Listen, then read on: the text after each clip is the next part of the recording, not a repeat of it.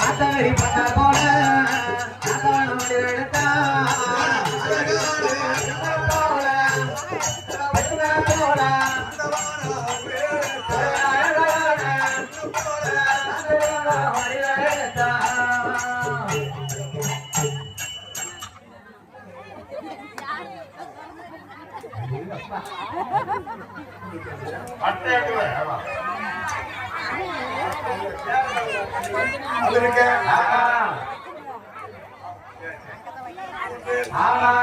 சத்தம் போடாங்க.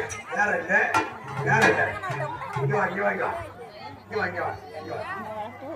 காத்தரா சுவாமி. ஆமா. அப்போ சின்ன சொன்ன பிரகாரம். ஆமா.